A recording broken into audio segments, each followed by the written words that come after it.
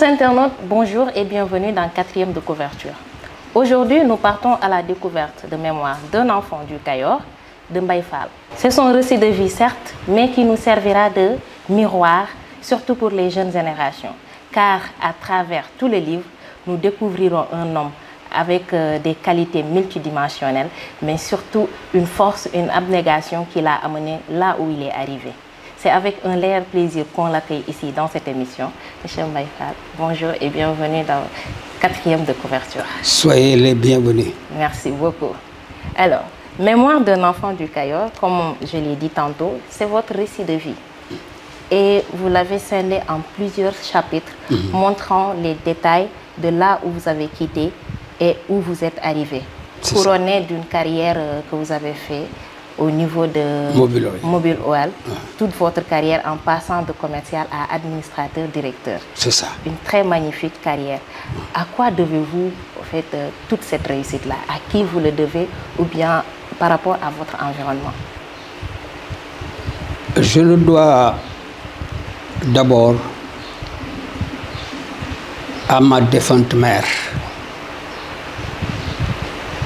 qui a pris ses responsabilités après la mort de mon père. J'avais 5 ans. Et ma mère avait dit, tu es un homme et je veux que vous le restiez. Je ne voudrais pas que demain on me fasse le reproche de t'avoir donné une éducation comme celle qu'on donne à des filles. Donc je vais être très sévère avec toi. Je vais jouer en même temps le rôle de mère et de père. Et j'ai dit dans le livre comment j'ai été éduqué moi. Ma mère ne me pardonnait rien. Mais elle faisait de l'éducation préventive. Qu'est-ce à dire?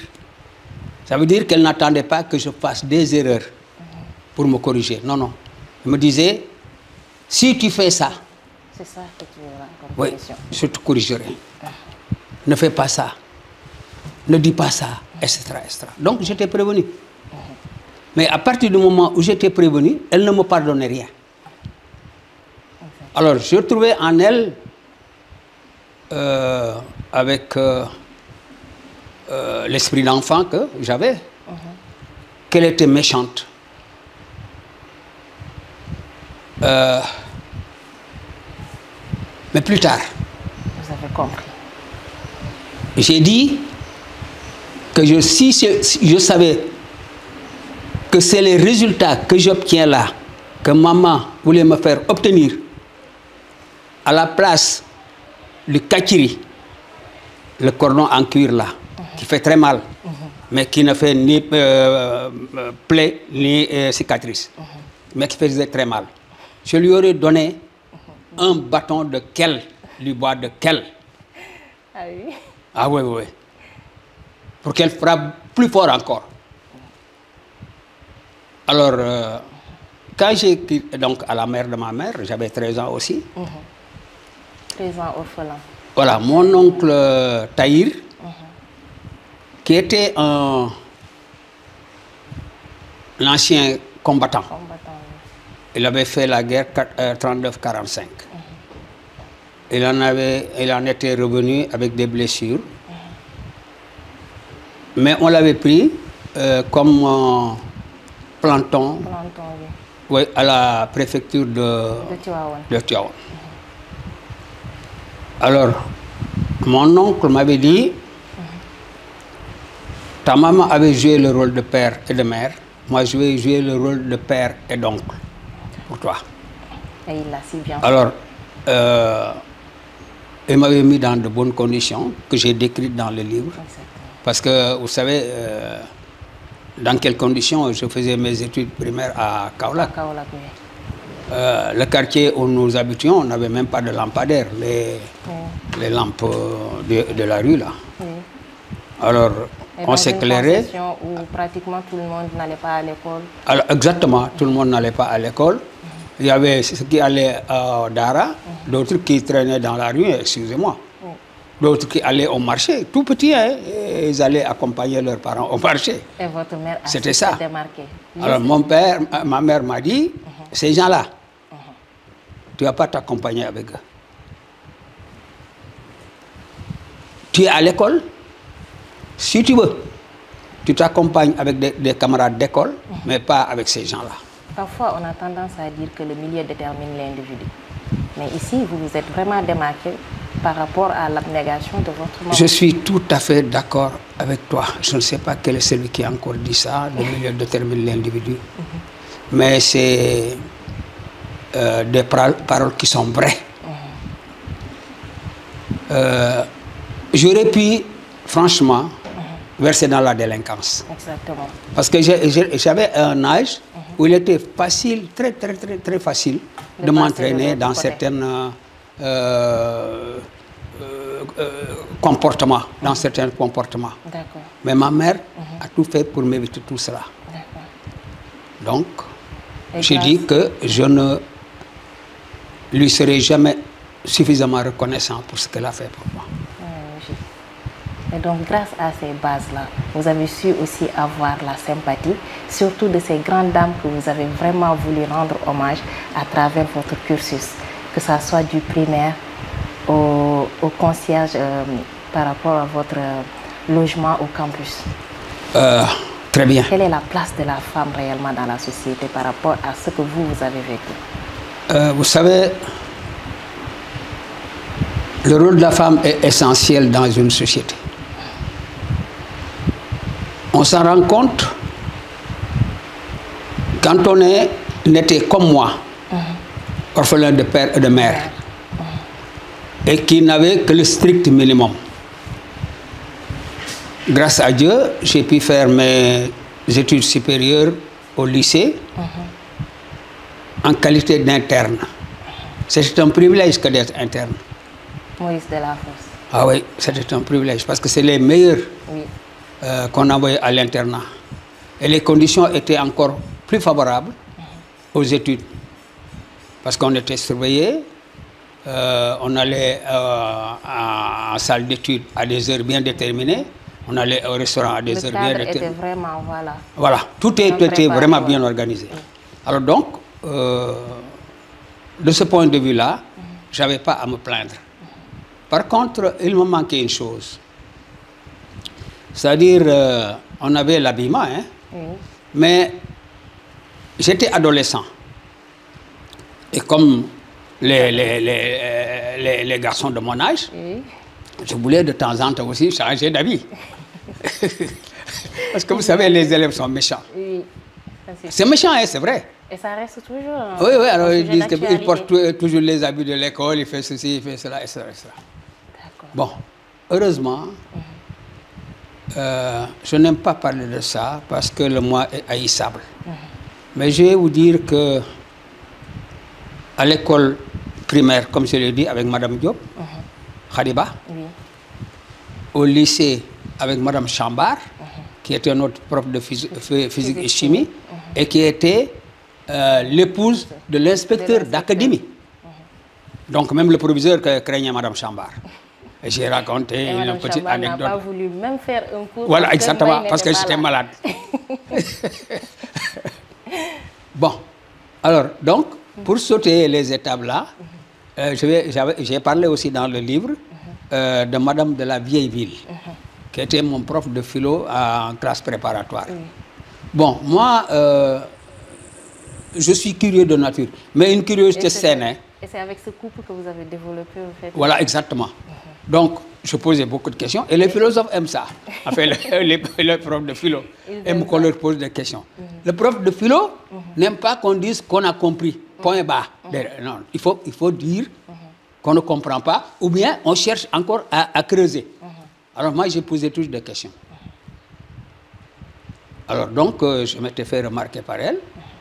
Et puis un jour, elle m'a dit, qu'est-ce que vous faites les week-ends? Moi, les week-ends, je reste au campus, parce que le restaurant universitaire est fermé. Et je n'avais vraiment pas les moyens de me payer le restaurant civil. Ça coûte cher, ça coûtait cher. Et donc, vous vous contentez des beignets? Exactement, bon. Alors là, elle m'a dit, bon, si vous voulez, vous choisissez entre le samedi et le dimanche, et je vous invite à déjeuner à la maison. Moi, j'avais choisi d'aller déjeuner. Voilà, parce que il fallait que je me réserve un jour entier pour pouvoir travailler aussi. Parce que vous Alors, chaque fois que j'allais chez elle, Mhm. elle me posait des questions sur l'Afrique, sur moi-même, sur ceci, sur cela. Et puis finalement, honnêtement, ça m'agaçait. Ah oui? Bon, ah oui, ça m'agaçait. Bon, après, ben, je ne pouvais pas le dire. Mais en tant que philosophe qu'elle était, Oui. elle avait compris, de par les traits de mon visage, Oui, que ça, voilà. elle m'a dit, c'est elle, pour reprendre ces mots, elle m'a dit, Mbaye, je sais que je vous agace. Excusez-moi. Hein. Elle me dit ça. J'ai dit, pourquoi vous dites ça? Je dis, je le vois. Je dis, non, c'est que je suis fatigué. Elle me dit, je vous pose des questions et je vous demande en retour de m'en poser. D'accord. Parce que nous nous enrichissons de nos différences. Je l'ai dit. Nous nous enrichissons de la différence. J'ai retenu cette expression-là. Et que l'amitié n'a pas de couleur. Exactement. Après ça, j'avais donc la directrice de la cité universitaire des garçons. Surtout cela. En fait, j'aimerais revenir sur ce point parce qu'on pouvait comprendre qu'avec les Madame Ba, Madame Collins et tout, que c'était par rapport au fait que vous étiez un brillant élève et que vous avez vraiment suscité un intérêt chez elle. Ben, Mais je vous ai dit d'entrée de jeu oui. que le moi était haïssable. Mais moi, j'ai quitté l'école primaire, c'est comme ça qu'on disait à l'époque, Oui. avec le prix d'excellence. Et j'ai quitté le lycée avec le prix d'excellence. Machallah. Bon, je suis désolé. C'est pour répondre à votre Oui. question. Alors donc, en classe terminale, notre classe a été appelée la première parce que la distribution des prix était présidée par Léopold Sédar Senghor, président de la République du Sénégal. Oui. Donc, ma classe a été appelée la première. J'ai été le premier élève à être appelé parce que j'avais le prix d'excellence et pratiquement tous les premiers prix. Et Senghor m'a remis ces prix-là et a appelé M. Pesé, qui était notre proviseur à l'époque. Il lui a dit, voilà, préparez-moi un dossier pour M. Mbaye Fall.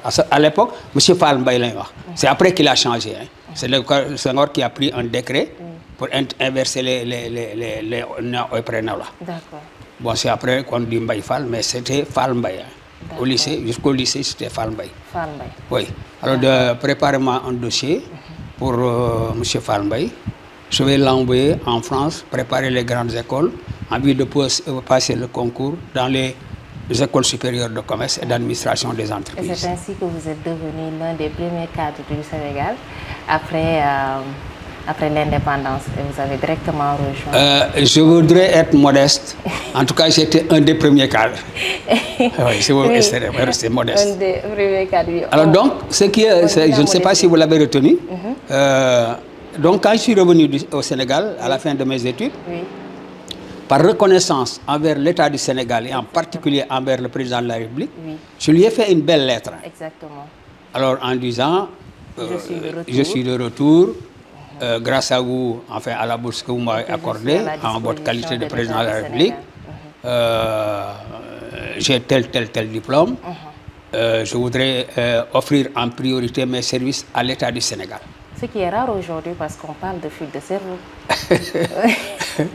Alors, il m'avait répondu, mais de manière très élégante, hein, en me disant, je vous félicite, je vous remercie aussi pour votre reconnaissance envers l'État. Mais des gens comme vous, je les avais envoyés en France pour faire des études de gestion, pour qu'à leur retour, ils aillent travailler dans le privé. Parce qu'ils sont appelés à remplacer les cadres européens et même les cadres de direction. Bon, donc ça m'avait libéré totalement. Et j'ai fait des demandes dans les plus grandes sociétés. Il y en avait 6 à l'époque, hein. Toutes européennes, enfin occidentales. Quoi. Oui. Et il n'y avait que des directeurs européens aussi. Et même, je l'ai dit, à la mobile, même les secrétaires étaient des européens. Hein. Bon, alors donc, j'ai fait le tour, j'ai reçu des propositions partout, j'ai pris le temps de les étudier, et puis finalement, j'ai choisi celle de mobile. Et c'est comme ça que je suis retourné les voir pour leur dire que je suis d'accord avec vous. D'accord. Pour avoir fait toute votre carrière à Mobile One, quel est le moment le plus marquant de ce que vous avez vécu là-bas comme expérience? Bon, je vais vous surprendre. Ah oui? Parce que le moment le plus marquant, enfin qui m'a marqué le plus au cours de ma carrière, c'est à la fin de ma carrière. D'accord. Vous savez pourquoi? Non, pourquoi donc? Parce que Mobile Corporation est divisée en deux grandes divisions. L'International Division et la North American Division. L'Amérique du Nord, à elle seule, constitue une division qui était, du point de vue chiffre d'affaires, plus importante que tout le reste du monde. Donc, il y avait l'Amérique du Nord et le reste du monde. Ça fait deux grandes divisions. À la tête de chaque division, il y a un chairman et son adjoint. Alors, ce qui fait que donc, maintenant, pour organiser l'International Division, il fallait créer des directions au niveau de chaque région. C'est-à-dire, il y avait la direction Europe, dont le siège était à Londres, la division Moyen-Orient, la division Japon, etc., etc. Bon. Alors, donc, au niveau de la division Europe, il y avait une direction qui s'occupait de l'Afrique. Alors, mais cette direction-là, on l'avait implantée à Paris, à Mobiloy Française. Alors, ce qui fait que donc, c'était une branche indépendante, mais dans l'immeuble de Mobiloy Française, au quartier de la Défense. Je ne sais pas si vous connaissez Paris. Bon, alors, ça s'appelle la tour Septentrion. C'était à l'époque une tour de 36 étages. Que Mobile partageait avec IBM. Chaque société avait 18. Alors, ce qui fait que donc, le directeur de cette branche-là, il était le responsable de toutes les filiales de Mobile en Afrique. Alors, celui qui était directeur au moment où je partais à ma retraite, j'ai eu à le croiser quand j'étais inspecteur commercial, responsable de Dakar, et à ce moment-là, lui, il était conseiller de ce directeur régional, conseiller pour les stations-service. Donc, il vient ici en tournée pour une semaine. On travaille ensemble. On a travaillé sur des projets, et puis il m'a beaucoup apprécié. Alors, il a gardé de moi un bon souvenir. Quand je prenais ma retraite, il était encore en activité. Il a tenu à être présent, à venir présider cette cérémonie. Il n'a pas rigolé à mon égard. Et surtout ce qui m'avait fait pleurer, c'est qu'il avait dit qu'il avait fait beaucoup de pays, qu'il avait rencontré beaucoup de gens. Il n'avait jamais rencontré quelqu'un d'aussi intègre que moi. C'est ça qui m'a marqué. Vous savez, vous vous souvenez de la banane? Oui, avec votre mère, que vous avez pris, alors qu'elle ne vous avait pas. C'est là, c'est cette leçon-là que j'avais tirée. Quand moi, j'étais qu'inspecteur commercial, on était 6 à Mobile ici. Les autres étaient des Européens. Quand on rentrait de tournée, les gens s'empressaient de vouloir faire approuver leur note de frais. Le directeur disait, sortez-moi la note de Mbaye Fall, je vais la signer les yeux fermés, parce que lui, c'est pas au boulot. Vous savez, il y a des satisfactions qu'on n'arrive pas à exprimer, qu'on vit. Je ne veux pas savoir. Tout est question de valeur. Tout ça, je le dois à ma mère. Parce que j'étais dans un milieu. Comme vous disiez tout à l'heure, le milieu détermine l'individu. J'étais dans un milieu où si ma maman n'avait pas pris ses responsabilités, je ne sais pas ce que je serais devenu aujourd'hui. Très sincèrement. Et aujourd'hui, vous êtes une référence. Elle a de quoi être fière de vous. Vous ne savez pas. Il y a des moments. On va bientôt être gagné par l'émotion. Vous savez, il y a des moments où on se demande pourquoi sommes-nous venus ici. Il est vrai. Je ne sais pas si c'est Dante qui l'a dit ou pas. Mais il a dit, il n'est pire misère qu'un souvenir heureux dans un jour de douleur. Il y a des moments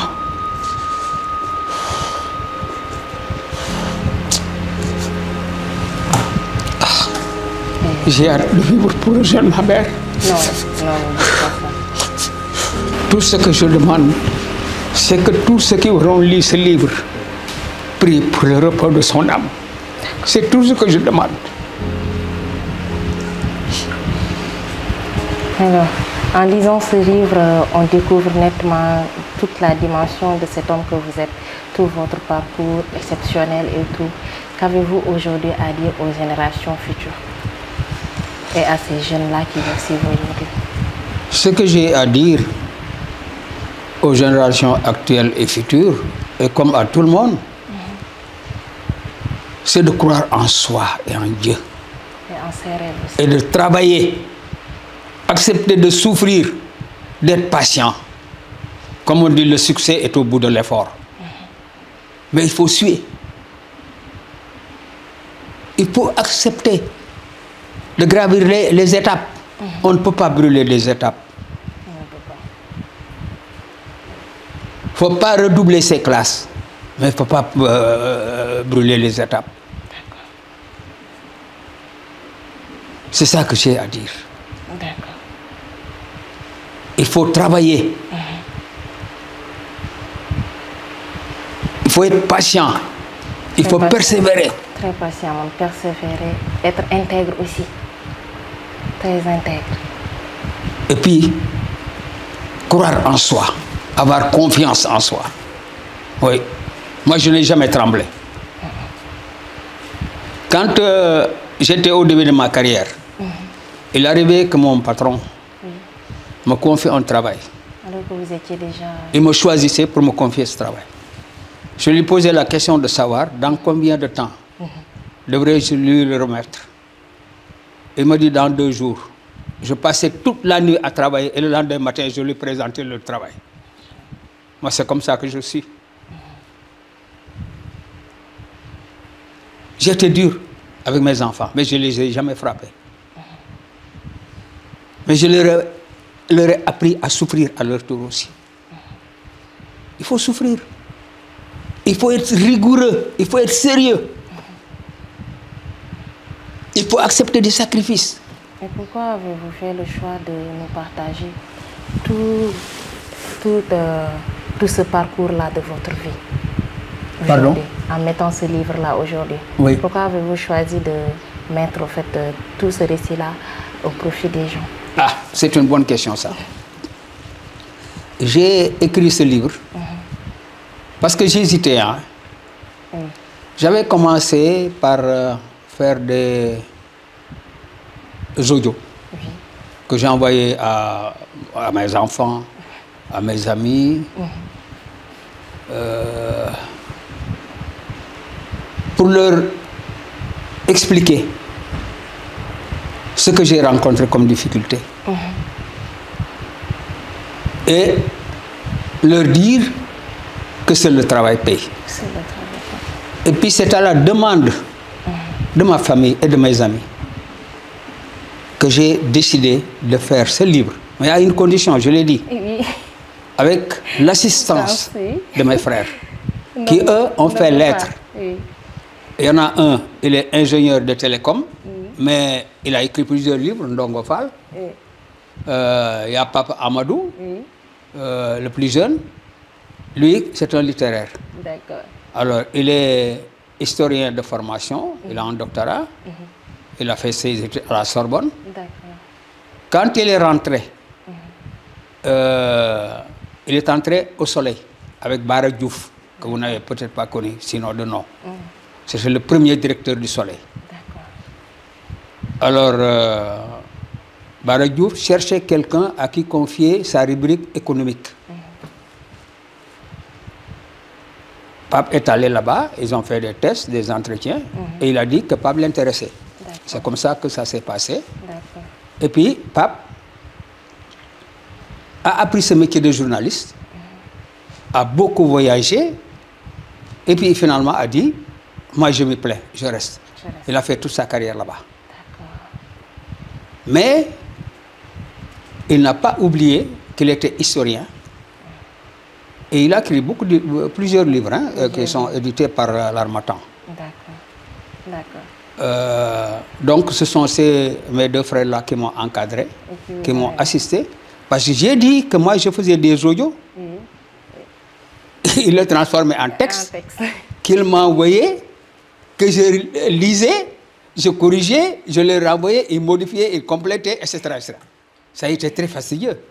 Oui, mais j'étais, au fur et à mesure que nous avancions dans ce travail-là, j'y ai trouvé un réel plaisir, très sincèrement. Et puis j'ai dit, je ne pouvais pas choisir un meilleur support que le livre. Pour pouvoir partager. Exactement, lancer des messages, donner des leçons de vie, etc., etc. Parce que chaque chapitre se termine ou commence par une leçon de vie. Hein. Exactement. C'est comme les fables de La Fontaine. On note aussi qu'il y a vraiment, vous accordez beaucoup d'ampleur en fait, à l'amitié. Oui, oui, l'amitié aussi, parce que pour moi, je l'ai dit, j'ai dit dans le livre d'ailleurs, que l'amitié, le mot amitié était le mot le plus galvaudé dans ce pays. On a eu cet entretien-là, on en sort, je dis que vous êtes une amie, Senghane est un ami, lui c'est un ami. Ça c'est de l'amitié ça. Bon, vous priez dans la même mosquée, vous dites que vous le rencontrez, vous dites c'est mon ami. Et c'est quoi être un ami réellement donc? Un ami? J'ai un ami dont j'ai parlé, c'est Mamadou Sall, le maestrat, qui m'avait donné sa définition de l'amitié. Il m'avait dit, Mbaye, l'ami, c'est ton autre soi-même.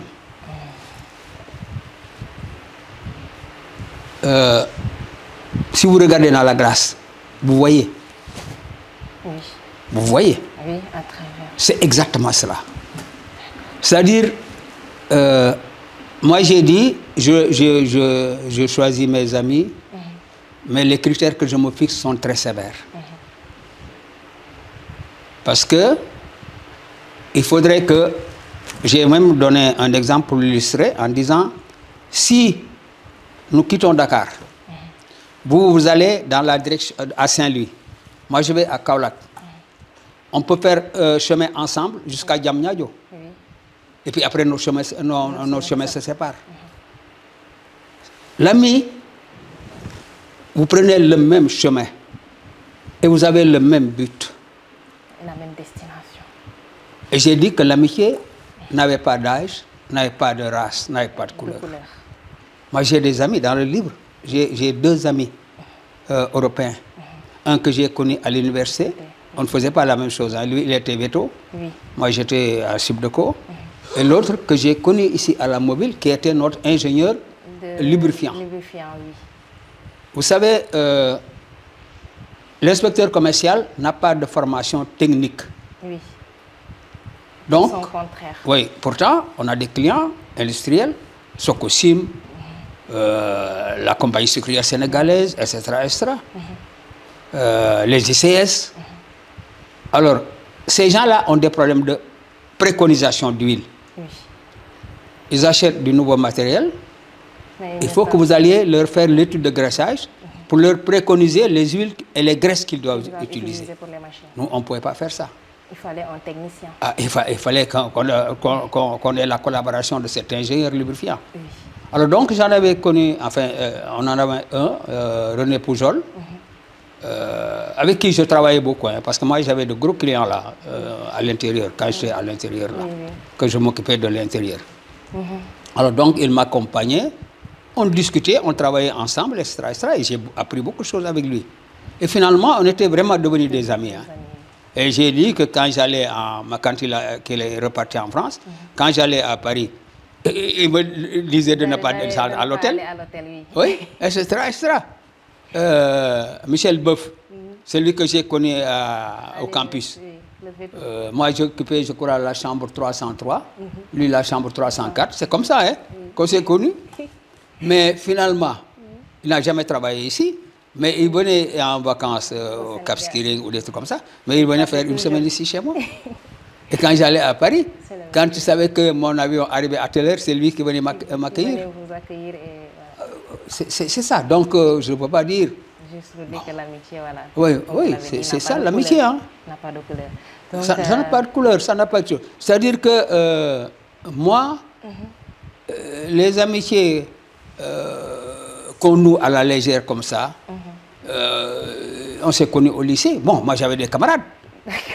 J'avais des camarades, mais ils n'étaient pas tous mes amis. Hein. Oui, ça c'est sûr. Il y en a qui ne m'aimaient pas du tout, excusez-moi d'ailleurs. En tout cas, ce fut une émission vraiment très intéressante, très émouvante par moments et tout. Nous arrivons malheureusement à la fin de l'émission. Ah, c'est dommage. C'est trop dommage. J'aurais bien voulu continuer oui, mais moi aussi. Hein. À parler avec vous. Malheureusement, il y a un temps. Et donc, quel est votre mot de la fin? Le mot de la fin.